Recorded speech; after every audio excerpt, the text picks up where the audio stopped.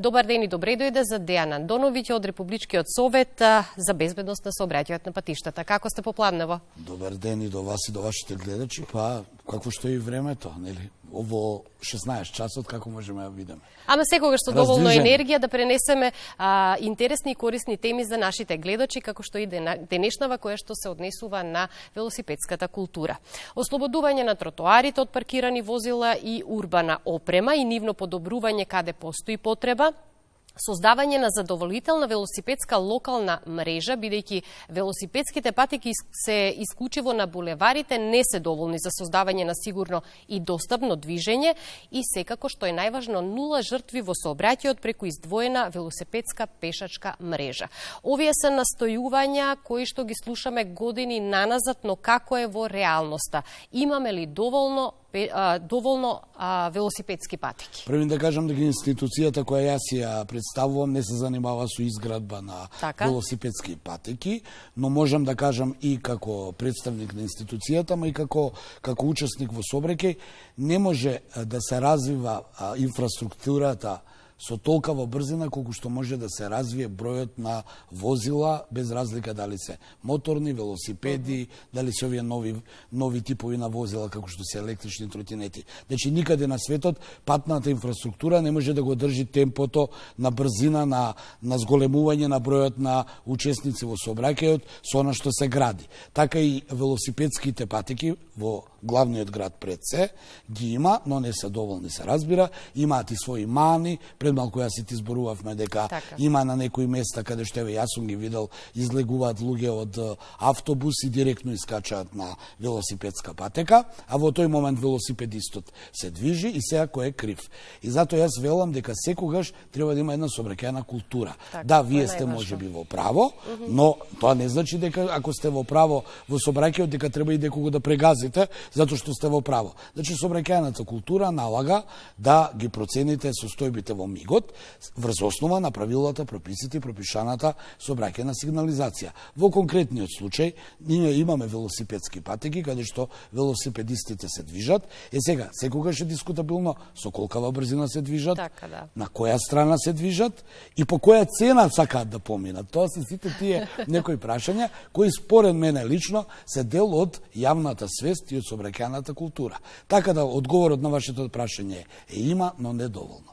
Се мораме да истакнеме дека изминатите години се работеше на подобрување на примарната велосипедска па и на пешачка инфраструктура, што во комбинација со субвенционирање на велосипеди од страна на повеќе општини низ државата, директно придонесе и бројката на велосипедисти да расте од година на година, што е наше настојување, нели е за пофалба.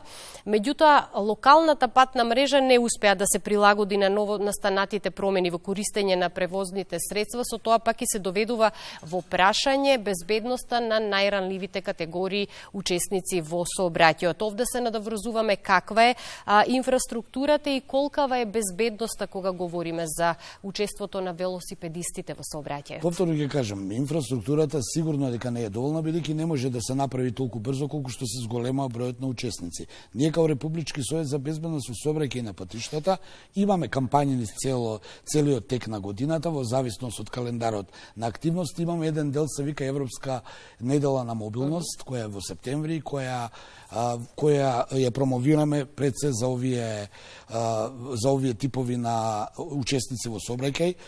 Значи, велосипедистите се разбира поздраво е, поевтино е, еколошки подобро и побрзо стигате на посакуваната дестинација, одо што одите со возило, односно со моторно возило. Се разбира, тоа е како дел и врз основа на тоа ги утврдуваме правилата, прописите, сообраќајната сигнализација, сето она го утврдуваме како безбедност во сообраќај. Значи има правила колку години, која брзина, каде се движат велосипедите, кога се движат, како одат, што треба да имате од опрема и сето она што треба да имате како велосипедист, како сериозен и одговорен учесник во сообраќај. Јас секогаш велам категориите во сообраќајот никогаш не сум ги делал на велосипедисти, пешаци, мотоциклисти или камионџи или не знам што, туку се делат на одговорни и неодговорни учесници во сообраќај. Тој што е одговорен пешак ќе биде одговорен велосипедист. Тој што е одговорен велосипедист ќе биде одговорен управувач со моторно возило. Така да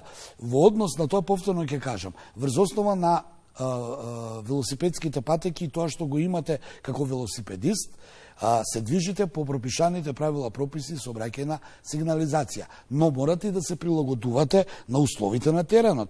За велосипедистите, но и за другите учесници во сообраќај, особено, но за пешаците и велосипедистите, морате да се прилагодите на условите во моментот каде што сте. Повторно ќе кажам, многу пати јас секогаш за велосипедистите имам една забелешка, велам, колку од велосипедистите преминуваат пешачки премин по правило. Нели има една црвена линија и по неја треба да преминат. Ако ја нема црвената линија, вие сте должен да се симнете од велосипедот и да ја преминете улицата како пешак, буткајќи го велосипедот. Но самите сме сведоци дека тоа не се применува. Не се применува, дека не се оди право, туку се оди лево, десно, па полно пати можете да ве удри велосипедот, дека преминувате пешачки премин ако тој иде во контра насока. Затоа велам, има одговорни и неодговорни учесници во сообраќај и секогаш другиот е крив.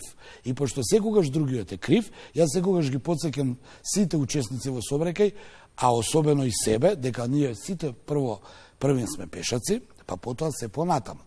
Но од друга страна секогаш апелирам до пешаците дека и тие, како и сите други учесници во сообраќај, подлегнуваат на правила, прописи и на закони кои во сообраќајот постојат. Значи тоа што сте пешак не ви дава за право. Не значи дека секогаш ќе бидете вие во право. Во право, да. И сега оди тоа до крај, затоа јас велам, мора да се подигне јавната свест. Мора да се подигне сообраќајната култура. Таа се подигнува, нивото се подигнува, но треба уште да се подигнува, бидејќи се подигнува и бројот на разноразни возила, без разлика дали се моторни, на електрика или се на педали или на буткање, се учесници на сообраќај воопшто. Сега, сето тоа треба да го следи и изградбата на патната инфраструктура. Таа секогаш ќе оди поспоро од што може да се купуваат нови возила. Би сакала на кратко само овде да ги споменеме и тротинетите, затоа што секогаш се поставува и прашањето во која категорија спаѓаат тротинетите. Па тоа е проблем со тротинетите, бидејќи тие спаѓаат, тие заедно со велосипедите би требало, но проблемот е што ние следиме Европската унија. Европските земји и Европската унија немаат унифициран начин на закон за тоа како се движат електричните тротинети, како што тоа е со возилата или со велосипедите. Некаде е 14 години старосна граница, некаде е 12, некаде е 25 брзина, некаде е 15 брзина. Ние, кај нас, имаме слична пропишана брзина по велосипедска патека да може да возат 25, исто како и велосипедите. Да пешачката патека, да што одат пешаци, да одат максимум 6 км на час и се разбира правило од десна страна, одење десно по работ на коловозот, одење во правец на сообраќајот, значи патеката која се управува и повторно ќе кажам, малце поголема внимателност, може да сум јас на пешачка патека, но тоа не значи дека треба ме прегазиш ако сум сгрешил. Така да треба една мала толеранција, исто како и за велосипедите, не е обврзувачки да се носи заштитна кацига, но се препорачува.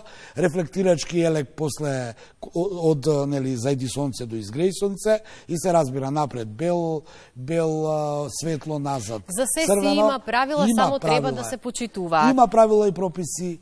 Затоа велам треба да се подигне сообраќајната култура, малце повеќе трпение, понекогаш може другиот учесник во сообраќај даден момент да сгреши, треба да имаме трпение и тогаш нема да имаме жртви или ќе имаме нула жртви. Јас ќе заокружам дека за сообраќајната култура треба да учиме уште од мали нозе и затоа ќе констатираме добро е тоа што се повеќе во образованието се враќа практичното изучување кампања секој први на пешачкото и велосипедското движење, нели, за најмладите, од мали нозе да ги знаат и знаците и секако како да учествуваат во сообраќајот како сите рамноправни учесници во сообраќајот. Имаме кампањи за тоа, едукација преку боенки, доаѓаат наши представници на МВР, но многу се важни за децата и родителите. Уште тоа за крај сакам да кажам дека покрај сите овие работи децата се учат од одговорноста на родителите. Ако детето е сведок дека родителот е нервозен во сообраќај и сите се виновни освен он не, и тој ќе биде утре таков возач. Во спротивно, ако е детето сведок дека родителите ги почитуваат правилата и прописите, имаат една смиреност, внимаваат како возат и тие ќе бидат утре внимателни учесници во сообраќај. Ви благодарам многу за гостувањето. Се надевам дека одговоривме на многу прашања и упативме соодветен апел за сето тоа што се однесува за безбедност на сите учесници во сообраќајот. Апелот и за предходните, за предстојните празници имаме сега, во понеделник имаме и новогодишни. Не конзумирајте алкохол ако управувате со моторно возило или обратно, почитувајте ги правилата, прописите, брзината и бидете одговорни. Не тргајте на пат ако не дозволуваат временските услови. Бидете одговорен према себе, така ќе имаме помалку жртви во сообраќај. Ви благодарам уште еднаш. Благодарам.